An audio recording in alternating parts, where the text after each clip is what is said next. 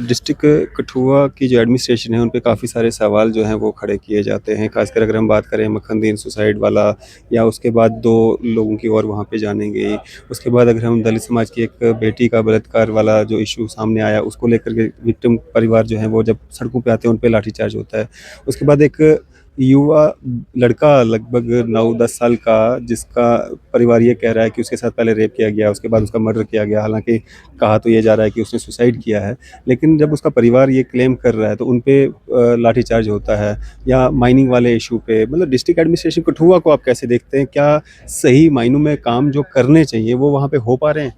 देखिए, जो लड़की के साथ वहाँ 3-4 महीने पहले हुआ, ये बहुत ही बुरा हुआ। और मैं चाहूँगा कि जो इनकी इन्वेस्टिगेशन चल रही है, 3 अक्यूज़्ड लोग थे, 3 में से अभी 2 ही पकड़े गए हैं और काफ़ी लोग बेचारे सड़कों पे आके उसका मुज़ाहरा कर रहे हैं। तीसरे मैं को चाह अरेस्ट करने के लिए जब लोग सड़कों पे आते हैं उन पे प्रोटेस्ट मतलब हाँ, उन पे बिल्कुल, लाठीचार्ज बिल्कुल, होता है। वो मैं चाहता हूँ कि कहीं न कहीं वो एडमिनिस्ट्रेशन को उनको प्रॉपर्ली हैंडल करना चाहिए था। और कोई प्रोटेस्ट डेमोक्रेटिक तरीके से कर रहा है तो उसमें कोई बुराई नहीं होनी चाहिए। और फास्ट ट्रैक बेसिस पे ये इस इश्यू को एड्रेस करना चाहिए, क्योंकि आज एक बेटी के साथ हो रहा है। अगर आज हम उसमें प्रॉपर्ली और फास्ट ट्रैक बेसिस पे कार्रवाई नहीं करेंगे तो एक गलत मैसेज आएगा और जो हमारे एंटी सोशल एलिमेंट्स हैं उनको बढ़ावा मिलेगा। इसमें मैं आपके माध्यम से सरकार के कहना चाहूँगा कि इसको फास्ट ट्रैक बेसिस पे करें और एक एसआईटी उस पे कंस्टिट्यूट करें, ताकि वो एक्सक्लूसिवली ये केस देखें।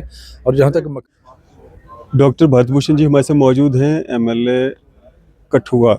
बात करेंगे सर, क्या कहना चाहेंगे ये जो बजट सेशन जो चल रहा है और जो कल बजट पेश किया गया उमर साहब की तरफ से, कितना मुतमईन हैं आप उससे? देखिए, ये सिर्फ ओवरऑल टोटलिटी में देखा जाए तो फिगर्स को उधर उधर तोड़ मोड़ के पेश किया गया है। और जिस तरीके से उन्होंने कहा था कि ये पूरे सभी गरीबों को वो राशन मुहैया करवाएंगे, अभी उन्होंने उसमें भी कटेलमेंट कर दी। सिर्फ जो ए वाई लोग हैं उस कैटेगरी के लोग, अब मेरे कठुआ डिस्ट्रिक्ट में वो तकरीबन 2 या 3 हज़ार लोग हैं। तो अगर 6 लाख की पॉपुलेशन में 2 या 3 हज़ार लोगों को बेनिफिट होगा तो हाँ जी जी, तो वो एक आईवाशी लग रहा है। तो मुझे लगता है कि जो जितने बीपीएल है और ए वाई सभी को मिलना चाहिए था जो राशन का इन्होंने किया। दूसरा, इन्होंने कहा कि हम जी वो अपना इसका फ्री इलेक्ट्रिसिटी 200 यूनिट सभी को देंगे, वो भी इन्होंने ए वाई कैटेगरी को दिया। वो भी मैं चाहता हूँ कि बीपीएल लोगों को भी कवर करना चाहिए था। और जो पुराने लोगों के बिल हैं, बिजली के बिल, वो बिल के एक वन टाइम इन्होंने सेटलमेंट देना चाहिए था। क्योंकि स्मार्ट मीटरिंग कर रहे हैं, हम भी उसके खिलाफ नहीं है, क्योंकि पावर रिफॉर्म्स आने चाहिए। लेकिन कहीं ना कहीं जो फ्री यूनिट्स हैं 200, जो पुराना एक वन टाइम एक एमनेस्टी निकालनी चाहिए थी, गवर्नमेंट ने लोगों को माफ़ करना चाहिए था, लोगों को रिलीफ मिलना चाहिए था, वो भी इसमें नहीं है। तीसरा, इन्होंने डेली वेजेस जो हमारे काफ़ी सालों से वो अपने पक्का होने के लिए उम्मीद लगाए बैठे थे, उसमें उनका जिक्र नहीं है। जो नारी युवक केंद्र के बच्चे कुछ लोग अभी भी इंगेज नहीं किए गए हैं, उनका मसला था। जब बाकी जो कैजुअल लेबरर्स हैं उनका भी उसमें नहीं है जिक्र। तो इस तरीके के जो यूथ के लिए एम्प्लॉयमेंट का कोई प्रॉपर वो उसमें मेंशन नहीं है कि जो बेरोजगारी है लोगों में, बच्चों में, उनके लिए कोई ठोस कदम नहीं रखे गए हैं। और उसके साथ साथ जो हमारा माइनिंग का इशू है कठुआ में, माइनिंग का इतना धड़ल्ले से हो रही है कि हमारा रावी रिवर बिल्कुल तबाह हो गया है। और 2 या 3 फीट की इनकी जो गाइडलाइन है कि उसकी खुदाई होनी चाहिए, उससे ज़्यादा नहीं। और आज आप जाके देखेंगे वहाँ 40-40 मीटर तक नीचे खुदाई हो गई है और पूरा रावी दरिया खत्म हो गया है। और यही हाल अगर रहा तो उज्ज में भी वही सिस्टम हो जाएगा 2-3 साल में। ये इमीडिएटली बंद होना चाहिए इन दोनों दरियाओं में। और माइनिंग के अलावा मैं कहना चाहूँ कि हमारा एक सबसे ज़्यादा क्योंकि जो अनएम्प्लॉयड लोग हैं उनको नशे की तरफ जो हमारे बच्चे जा रहे हैं उसकी तरफ की किस तरीके से उसको कवर करना है। कठुआ जो हमारा एक हब बनता जा रहा है नशे का, वो उन्होंने उसमें कोई नहीं उसमें रखा कि नशे के मतलब जो हमारे बच्चे ग्रस्त हो रहे हैं उनके लिए क्या उनकी पॉलिसीज है, क्या प्रोग्राम है, किस तरीके से उन बच्चों को नेशनल मेन स्ट्रीम में लाना है, वो भी उसमें क्लियर कट कुछ नहीं था इनका। और उसके साथ साथ जो इंडस्ट्री आ रही है हमारी JNK में, इन्होंने 28,000 करोड़ का जो पैकेज दिया था सेंट्रल गवर्नमेंट ने, उससे हमारी इंडस्ट्री आई। तो उसके लिए हम प्रधानमंत्री नरेंद्र भाई मोदी जी का शुक्रगुजार हैं कि वो इतनी इंडस्ट्री है। लेकिन उस इंडस्ट्री के तभी हम लोगों को फायदा होगा कि हमारे लोकल लोगों को रोज़गार मिले, लोकल नौजवानों को रोज़गार मिले। उस चीज़ का भी उसमें कोई मेंशन नहीं है। और मैं आपके माध्यम से कहना चाहूँगा गवर्नमेंट को, ये 2-3 मसले हैं, माइनिंग का हो गया और नशे का जो हो गया, और जो हमारे लोकल लोगों को रोज़गार देना है एम्प्लॉयमेंट इंडस्ट्रीज़ में, ये 2-3 मसले बड़े प्रायोरिटी पे गवर्नमेंट को उसमें लेना चाहिए और उस पर कुछ सोचना चाहिए। अदरवाइज़ बड़ा मुश्किल है, ये बजट बिल्कुल ही निराशाजनक रहेगा।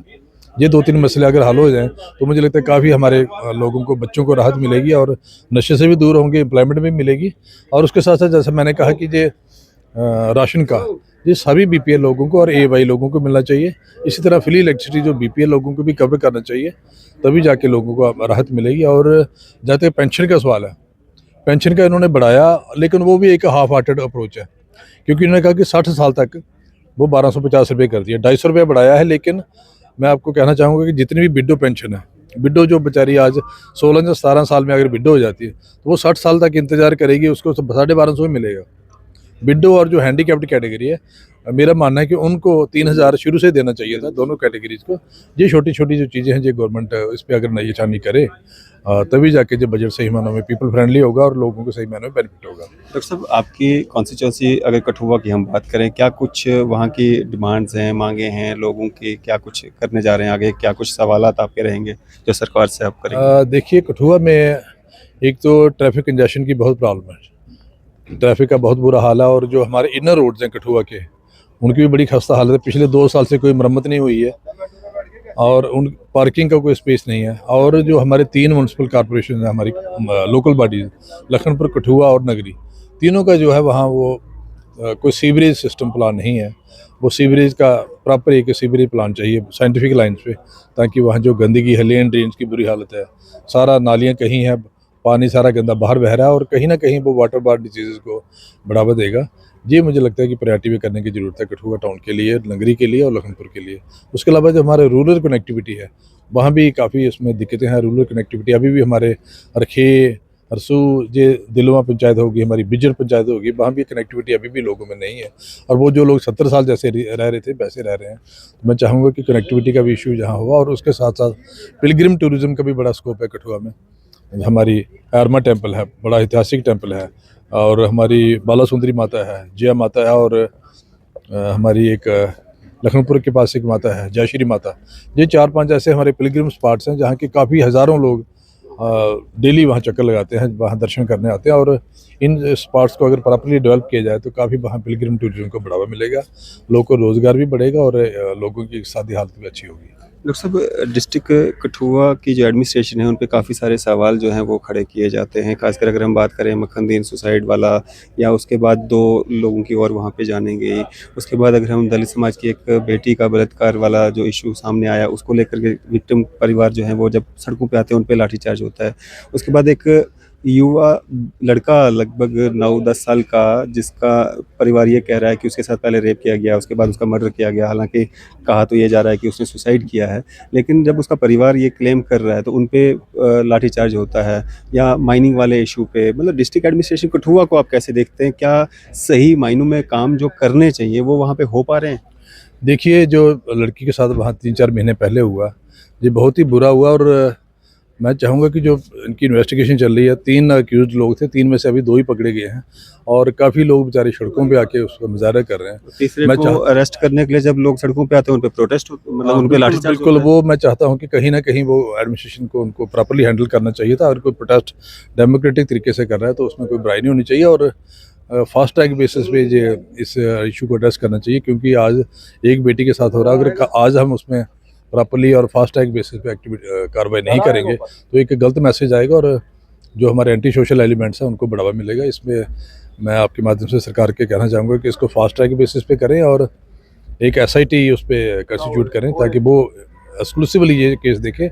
और जहाँ तक मक्खन-दीन का सवाल है, उस पे भी लोगों में ये एक एप्रीहेंशन है कि उसका भी कहीं न कहीं वो अननेचुरल डेथ हुई है, और मैं चाहूँगा कि उसकी भी एक स्पेशल एसआईटी बैठाई जाए और प्रॉपर इन्वेस्टिगेशन हो, और कोई भी जो इनोसेंट है वो इस तरह ना मारा जाए। ये जो 9-10 साल के बच्चे का जो मामला कुछ सामने आ रहा है, अब एज तो कंफर्म नहीं है कितनी है, लेकिन उसके लिए उसके परिवार वाले कह रहे हैं कि उसका पहले रेप किया है, उसके बाद उसका मर्डर किया है। इसके बारे में देखिए, कुछ मेरे जानकारी? संज्ञान में आज ही आपने लाया, लेकिन अगर ऐसा है तो इसके लिए भी पुलिस को इमीडिएटली इस पे एक्शन करना चाहिए, ताकि ये चीज़ें उभर के आ रही हैं कठुआ डिस्ट्रिक्ट में ऐसी ना हो। और हमारा डिस्ट्रिक्ट हमेशा सद्भाव, भाईचारा और अमन शांति के लिए माना जाता है, और इस तरह की चीज़ें अगर 2-3 साल में आ रही हैं तो कहीं ना कहीं पुलिस का वहाँ एक ढीला रवैया नज़र आता है। मुझे पूरी उम्मीद है कि हमारी पुलिस सक्षम है अगर प्रॉपर तरीके से वो काम करे। तो बाकी मैं तो इसमें गवर्नमेंट को और लोकल पुलिस को कहना चाहूँगा कि वो इस चीज़ का संज्ञान लें और कड़ी से कड़ी कार्रवाई करें। सर शुक्रिया हमारे से बातचीत करने के लिए। Thank you. Doctor Bharat Bhushan ji हमारे साथ बात कर रहे थे, MLA Kathua, Bharatiya Janata party senior नेता। आपकी इस सब पे क्या राय है? अब अपनी राय जो है जरूर साझा कीजिएगा। इसी तरह की मजीद अपडेट्स के लिए आप देखते रहें न्यूज़ शहर इंडिया।